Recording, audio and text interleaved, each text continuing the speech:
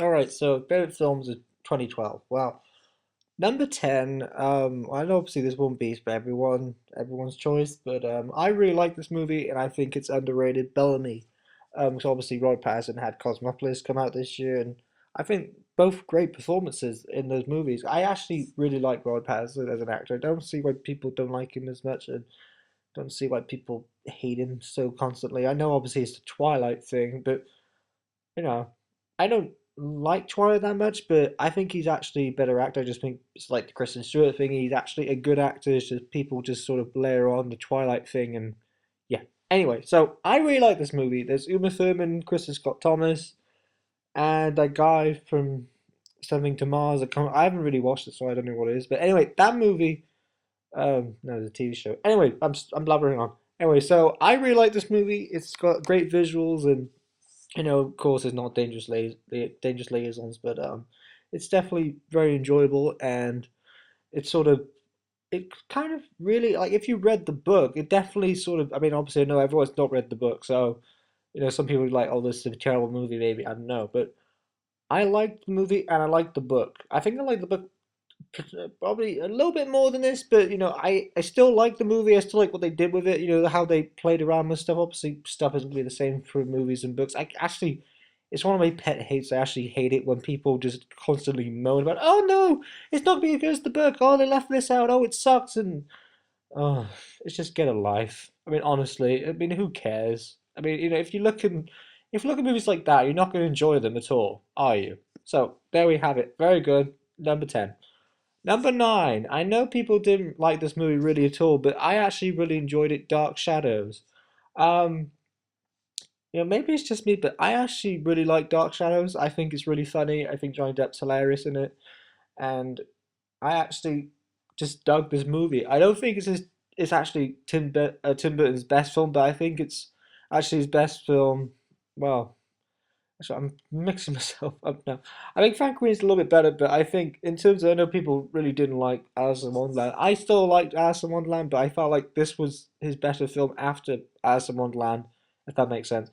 And then obviously Frankenweenie came out, and I think Frankenweenie is his best film. But I still really like Dark Shadows. I've watched it 8 times now, and I love Johnny Depp's character in it, and I think he's absolutely hilarious. Eva Green's just great, great villain, and just there's some wonderful humor in it, and great performances, and it's got a real Tim Burton like stamp on it, and it's got everything you want in a Tim Burton movie. I don't understand why people didn't enjoy it. Maybe they were expecting something else, and it's really ridiculous that some people actually complain that it's too Tim Burton and they don't really get it and it's weird, and I just no. What? I mean, what were you expecting? It's Tim Burton. There's going to be humor. There's going to be stuff like that. There's going to be moving on. Anyway, so next up we have Chronicle. I know obviously, like again, perhaps it's obviously going to be different to my list, but I really like Chronicle. I thought it was entertaining.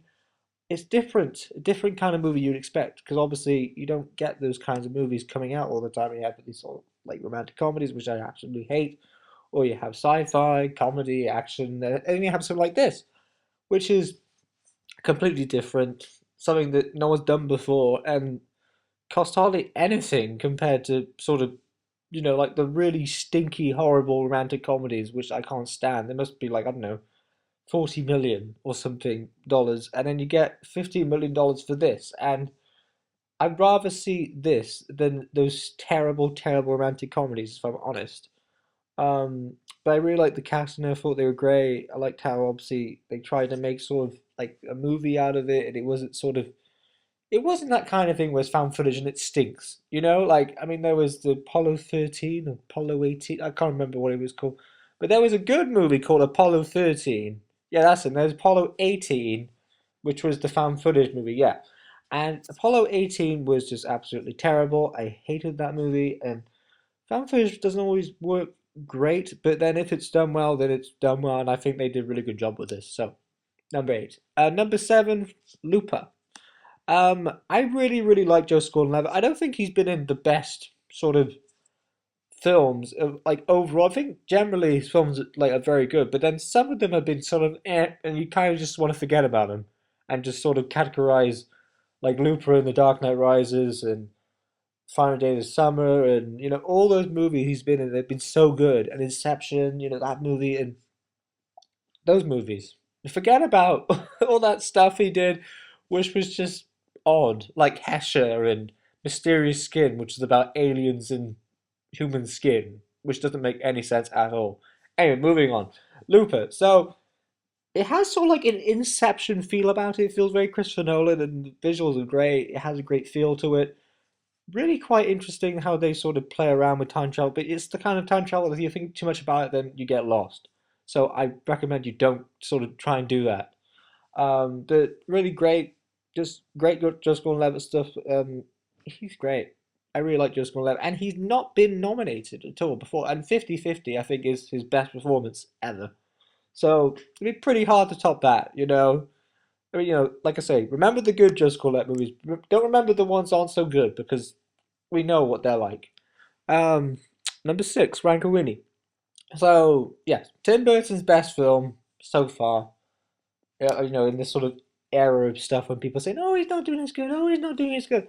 I like Tim Burton, and I have to say this and have it put out there. I don't hate any Tim Burton movie. I just don't. I'm sorry. I've always enjoyed Tim Burton. I know people say he's a misunderstood artist, but I like him. And perhaps it's just me. I like people who get misunderstood, like Dark Shadows, Tim Burton again.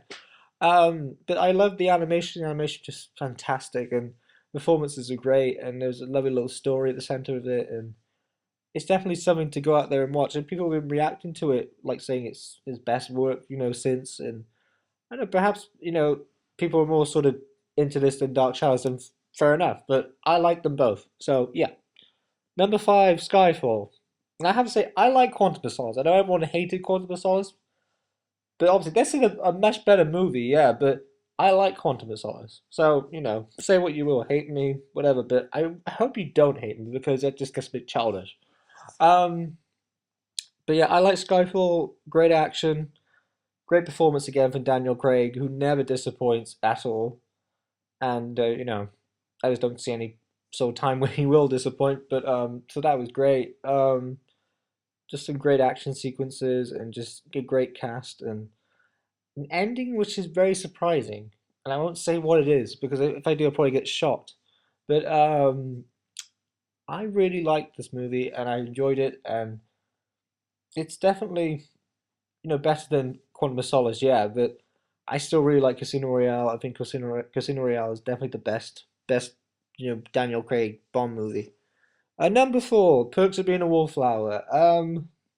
I love this movie, and I wasn't expecting to love it because the trailer looked so mediocre, and I don't especially like it when they have like a mediocre trailer and then the movie's a lot better. So obviously there's some moron in the editing cutting room, whatever, just putting out a sort of mediocre trailer and then putting some people off, which is not good.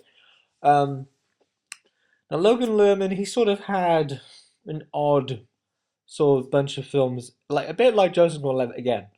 Sort of like some ones that he shouldn't really put his name to because he's actually good in them, but then those films aren't really so good at all, like Percy Jackson, which was terrible.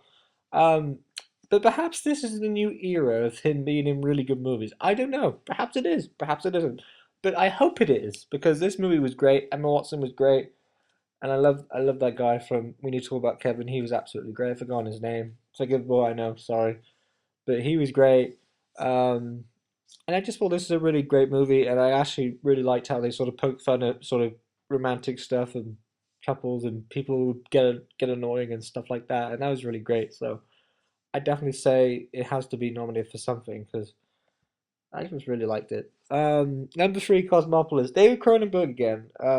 He's always sort of he's come out of sort of somewhere this year. I've sort of discovered David Cronenberg, and I actually really like his films. I know people find them a bit sort of hard to watch and they don't understand them, but I can kind of understand that, because they are kind of all about like philosophy and meaning and stuff like that. But I enjoy stuff like that. And you got Robert Pattinson, who's great in this movie. It's a very talky movie. If you don't like talky stuff, you'll get really bored. But I like talky stuff, and I didn't get bored, and I enjoyed it. So definitely one to watch. Number two, Batman: The Dark Knight Rises.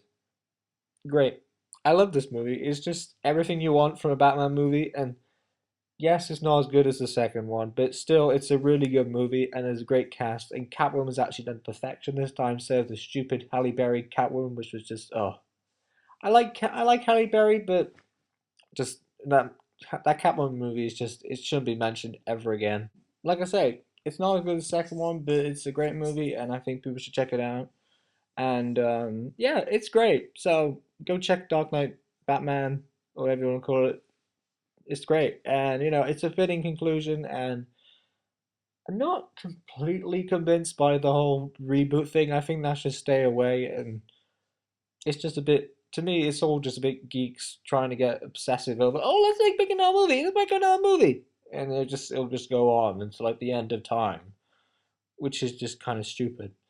Number one, I guess is no surprise, Ruby Sparks. A great movie, really, really fantastic, and it's really, really refreshing to have something that's actually believable in terms of romantic sort of. No, it's not a rom-com, but in terms of romantic couples and all that thing coming together, it's more believable in this movie than it's ever been recently.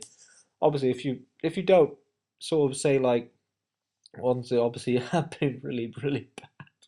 I mean that's just obvious, kind of thing.